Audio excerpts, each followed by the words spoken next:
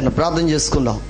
స్తోత్రం. సకల ఆశీర్వాదాలకు కారణభూతుడా ప్రియ పరలోకపు తండ్రి, వాక్యము నిధి బిడ్డలమని వారం నా నోట మీ మాటలు ఉంచి మీ చేతి నివసింపచేయమని మా నజరేయుడైన యేసుక్రీస్తు నామంలో అడిగి వేడుకుంటున్నాము తండ్రి, ఆమేన్. ఈరోజు పరిశుద్ధాత్మను గురించిన కొన్ని విషయాలు మనం ధ్యానం చేద్దాం. పరిశుద్ధాత్మను గురించి యేసుక్రీస్తు ప్రభువారు ఏమని చెప్పాడు? నేను వెళ్ళిన తర్వాత ఆయన మీ వద్దకు వస్తాడు, ఆదరణకర్త అని ఆయనకు పేరు పెట్టాడు. దేవునికి స్తోత్రం.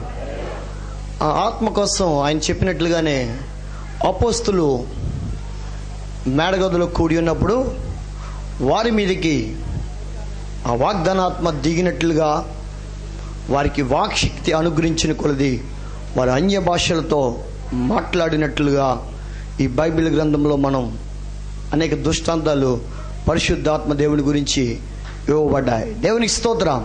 దానికి ముందుగా పాత నిబంధన కాలంలోనే ఆ పరిశుద్ధాత్మ దేవుడు అనేక సమయాల్లో అనేక సందర్భాల్లో తన యొక్క భక్తులతో మాట్లాడినట్లుగా వారికి ప్రత్యక్షమైనట్లుగా మనం చూస్తూ ఉన్నాం. దేవునికి స్తోత్రం. ఆది కాండంలోనే దేవుని ఆత్మ జలముల పైన అల్లాడుచు ఉండెను. దేవునికి స్తోత్రం. దేవుని ఆత్మ జలముల పైన అల్లాడుచు ఉండెను. దేవునికి స్తోత్రం. వెలుగు కమ్మని పలికినప్పుడు వెలుగు కలిగినట్లు ఈ సృష్టి అంతా ఎలాగ నిర్మింపబడిందో ఆ సృష్టి నిర్మాణంలో కూడా పరిశుద్ధాత్మ పాత్ర ఉన్నట్లు మనం గుర్తెరగవచ్చు. దేవునికి స్తోత్రం. మరలా ఆయన చేసిన సృష్టిలో ఉన్న నరుల యొక్క చెడుతనం భూమి మీద విస్తరింపన ఆరంభించినప్పుడు వారు చేసిన దోషక్రియలు బట్టి, వారు చేసిన పాప కార్యాలను బట్టి ఆ పరిశుద్ధాత్మ దేవుడు నా ఆత్మ నరులతో ఎల్లప్పుడూ వాదించదు అన్నాడు. దేవునికి స్తోత్రం. అంతేకాదు, కీర్తనకారుడు దావీదు కీర్తనలో 51వ అధ్యాయంలో కూడా పరిశుద్ధాత్మ దేవుడు మనకు కనబడుతూ ఉంటాడు. అలాగే యెషయా గ్రంథంలో కూడా ఇజ్రాయేలీలు దేవుని యొక్క పరిశుద్ధాత్మను దుఃఖపరిచారు అని పరిశుద్ధాత్మ యొక్క విషయాలు మనకి పాత నిబంధనలో కూడా కనబడతా ఉన్నాయి. దేవుని స్తోత్రం. మరి యేసుక్రీస్తు ప్రభువారు నేను మరలా పంపుతానని ఎందుకు చెప్పాడు అంటే, ఆయన చేసిన కార్యాలు కానీ ఆయన చేసిన పని కానీ ఏదన్నా సరే ఒకదాని తర్వాత ఒకటి జరగాలి. దేవునికి స్తోత్రం. అనగా ఏంటంటే, ఈ సృష్టి కార్యక్రమం అంతట్లో తండ్రి గాను కుమారుని గాని పరిశుద్ధాత్మ దేవుడిగా ఆయన ఉండి అన్నిటినీ నెరవేర్చాడు. దేవునికి స్తోత్రం.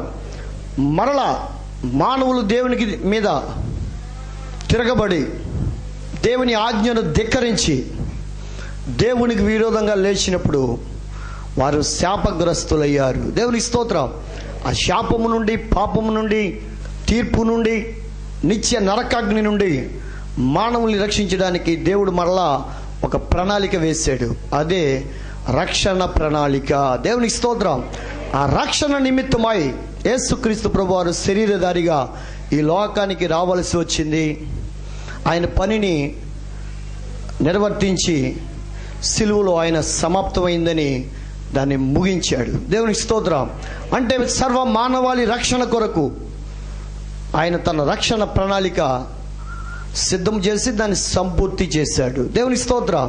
సంపూర్తి చేయకముందు యేసుక్రీస్తు ప్రభువారు నేను మీ యొద్ద ఉండను కానీ మీ యొద్ద ఎల్లప్పుడూ ఉండుటకు ఆయన వేరొక ఆదరణకర్తను మీ యొద్దకు పంపును అని అనేక సందర్భాల్లో ఆయన చెప్పడమే కాదు, నికోదేముతో కూడా ముఖాముఖిగా మాట్లాడాడు. ఏమని?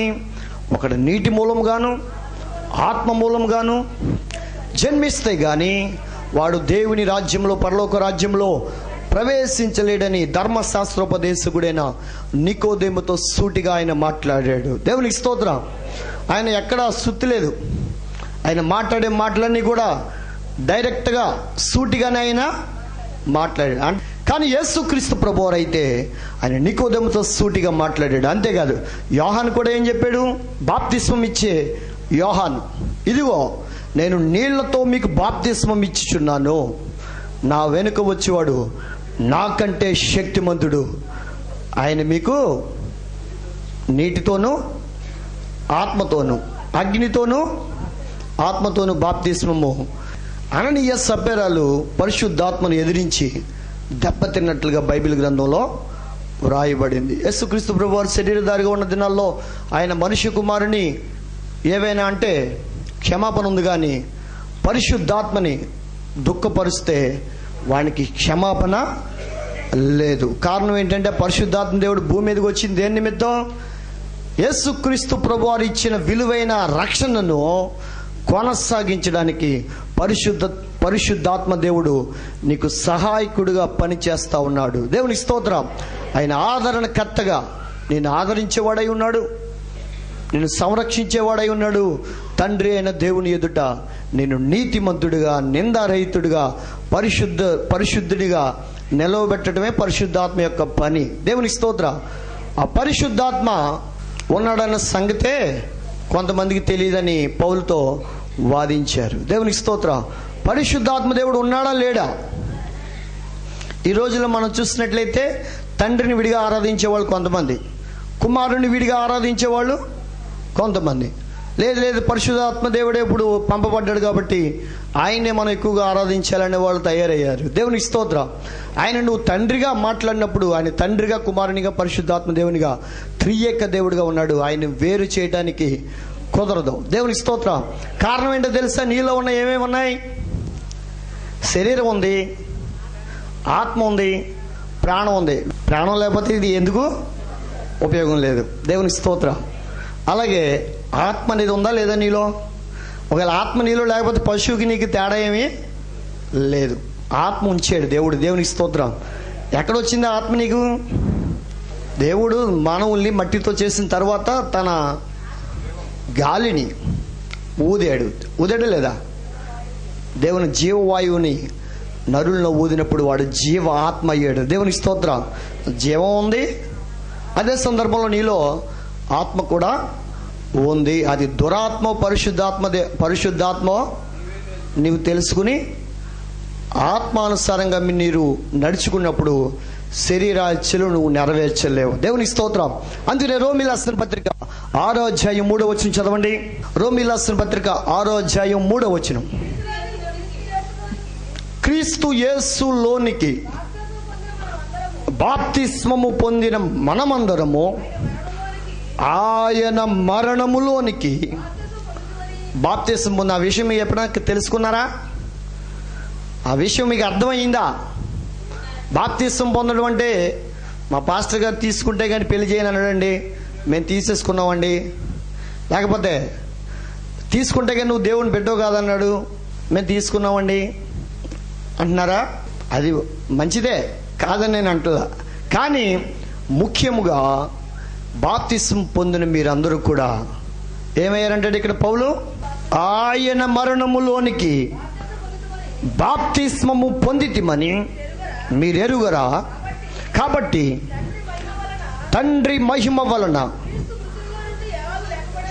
క్రీస్తు మృతులలో నుండి ఎలాగూ లేపబడినో అలాగే మనమును నూతన జీవము పొందిన వారమై నడుచుకొనున్నట్లు మనము బాప్తిస్మము వలన మరణములో పాలు పొందుటకై ఆయనతో కూడా పాతి పెట్టబడితిమి అంటాడు పౌలు. దేవునికి స్తోత్రం. బాప్తిస్మం పొందాం అనేవాళ్ళు చాలామంది. కానీ బాప్తిస్మం అంటే పాపముల విషయమై నువ్వు చనిపోయావు. అర్థమవుతుందా? బాప్తిస్మం పొందిన నీవు పాపముల విషయమై చనిపోయి నీతి విషయంలో జీవించేవాడై ఉన్నావు. ఆ విషయాన్ని నువ్వు గుర్తెరగకపోతే నువ్వు ఇంకా చచ్చిన స్థితిలోనే ఉండిపోతావు. దేవునికి స్తోత్రం. ఎందుకంటే ప్రకటన గ్రంథంలో ఆయన అంటాడు, నువ్వు బ్రతుకున్నావు అన్న పేరు మాత్రమే ఉంది కానీ నువ్వు మృతుడివే. మరి ఆయన ఎవరితో మాట్లాడుతున్నాడు? మృతుడితో మాట్లాడితే మృతులు ఏమైనా వింటారా? చెప్పండి. మృతులు ఆయన మాట వింటారా? పోనీ మృతులు ఎవరైనా మేము చెప్తే వింటారా? చెప్పేది వారు శరీర విషయంలో లేకపోతే పాపముల విషయంలో జీవించేవారిగా ఉంటే ఆయన ఆత్మీయంగా నువ్వు మృతి పొందేవు అంటాడు ఆయన. దేవుని స్తోత్రం. కాబట్టి పాపముల విషయంలో మనం క్రీస్తుతో కూడా పాతి పెట్టబడ్డాం. దేవుని స్తోత్రం. మరలా ఆయన పునరుత్థానుడైన ఆత్మను బట్టి మనం కూడా నిత్య జీవానికి వారసులం అవుతున్నాం. దేవుని స్తోత్రం. కాబట్టి ఆయన పరిశుద్ధుడై ఉన్న ప్రకారం మీరు కూడా సమస్త ప్రవర్తన యందు పరిశుద్ధులై ఉండడానికి దేవుడు తన పరిశుద్ధాత్మను నీకు ఇచ్చి ఆయన నిన్ను లేపాడు. దేవుని స్తోత్రం. ఎక్కడ నుండి? నీరు లేని గోతిలో నుండి అంటాడు. దేవుని స్తోత్రం. జకర్యా ద్వారా దేవుడు నీరు లేని గోతిలో పడితే ఏంటి పరిస్థితి? చావడం, బతకడం, అంతే కదా. నీరున్న గోతిలో పడితే ఒకే టైంకి రెండు మూడు గుక్కులు నీళ్ళు తాగుతాడు, అయిపోతుంది అక్కడితో. కానీ నీరు లేని గొయ్యి అనేది ఏంటంటే అది పాపానికి సాదృశ్యం. బ్రతికే ఉంటావు కానీ నిజంగా బ్రతకవు. దేవుని స్తోత్రం. నిజంగా బ్రతకడం అంటే యేసుక్రీస్తు ప్రభువు చెప్పాడు, నా యందు విశ్వాసం ఉంచేవాడు చనిపోయినా బ్రతుకుతాడు, బ్రతికి నా యందు విశ్వాసం ఉంచేవాడు ఎన్నటికీ చనిపోడు. అంటే వాడు ఆయనతో కూడా పాతి పెట్టబడిన వాడైతే, ఆయన ఎలా అయితే తిరిగి పునరుత్థానుడై లేచాడో వీడు కూడా పునరుత్థానుడు అవుతాడు. అనగా ఆయన పునరుత్థాన జీవాన్ని లేకపోతే ఆశీర్వాదాన్ని పొందుకుని ఆయన రాజ్యానికి వారసుడు కాగలడు. దేవునికి స్తోత్రం. అందుకని అపోస్తలుడైన పౌలు గలతీయులకి రాస్తూ కూడా 3వ అధ్యాయం 27వ వచనం ఒక విషయాన్ని మనం గమనించినప్పుడు, పౌలు అసలు యేసు ప్రభువే లేడన్నాడు. యెహోవా దేవుడు తప్ప యేసు ప్రభు కూడా లేడన్నాడు. సంఘాన్ని హింసించాడు, అనేక ప్రయత్నాలు చేశాడు. కానీ ఆయన ఉన్నాడని తను ప్రత్యక్షపరుచుకున్నాడు. పరిశుద్ధాత్మ దేవుడు కూడా ఉన్నాడని ఆత్మను గురించి అనేక విషయాలు పౌలు తన పత్రికలో తేట తెల్లపరిచాడు. దేవుని స్తోత్రం. గలతీయుల రాసిన పత్రిక 3:27 చదవండి. క్రీస్తు యేసులోనికి బాప్తిస్మం పొందిన మీరందరూ క్రీస్తుని ధరించుకుని ఉన్నారు. దేవుని స్తోత్రం. మొట్టమొదటి పునరుత్థాన సువార్తను శిష్యులకి ప్రకటించింది. పిరికి వారిగా ఉన్నవారికి సువార్త ప్రకటించడానికి స్త్రీలే వెళ్ళి మొట్టమొదటి పునరుత్థాన సువార్త ప్రకటించారు. అందుకనే ప్రభు మాట సెలవిచ్చుచున్నాడు, దాన్ని ప్రకటించే స్త్రీలు గొప్ప సైన్యంగా ఉన్నారు. దేవుని స్తోత్రం. ఆత్మ సంబంధులై ఆత్మపూర్ణులై ఉండుడి, ఒకడినొకడు కీర్తనలతోనూ సంగీతములతోనూ ఆత్మ సంబంధమైన పాటలతోనూ హెచ్చరించుచు మీ హృదయముల్లో ప్రభువుని గురించి పాడుచు కీర్తించండి. దేవుని స్తోత్రం. పాటలు పాడాలో సంఘంలో పాటలు పాడండి, కానీ చప్పట్లు కొట్టకండి, అల్లరి చేయకండి. ఆయన అల్లరికి కర్తగాడు. వాక్యాన్ని ఎవరిష్టం వచ్చినట్టు వాళ్ళు విభజించి వాడుకుంటున్నారు. మంచిదే. దేవునికి స్తోత్రం. ఒకడికి సరైనదిగా కనపడే మార్గం ఉంది, తుదకి అది మరణానికి తీసుకెళ్ళిపోద్దని బైబిల్ చెప్తా ఉంది. మరి దాని సంగతి ఏంటి? విమర్శించకు ఎవరిని, నీకు తోచినట్లు చేయి. అది నీకు సరైనదిగా కనపడవచ్చు. నీ ఇష్టాన్ని ఇతరుల మీద రుద్దడానికి నువ్వు ప్రయత్నం చేయకు. దేవునికి స్తోత్రం. ఆయన సన్నిధిలో ఆర్భటించి కేకలు వేసి ఆయన స్తుతించి ఆరాధించు. దేవునికి స్తోత్రం. వాక్యం వినేటప్పుడు అల్లరి చేయకండి. అల్లరి ఎప్పుడు చేయకూడదు? దానికి ఒక సమయం, ఒక సందర్భం. యెహోషువ వద్ద దేవుడు ఏం చెప్పాడు? 7 మార్లు ఎరుకో చుట్టూ తిరగండి, 7వ దినాన్ని కూడా ఒకసారి తిరిగి ఊరుకోండి, సైలెంట్గా ఉండండి అని చెప్పాడా? 7 మార్లు తిరగండి, కేకలు వేయమన్నాడు. దేవునికి స్తోత్రం. ఆ ఒక్కో కేక ఒక ఆటంబం అయింది. దేవుని స్తోత్రం. ఎరుకో గోడలన్నీ కూలిపోయాయి. దేవుని స్తోత్రం. దేవుని సన్నిధిలో నువ్వు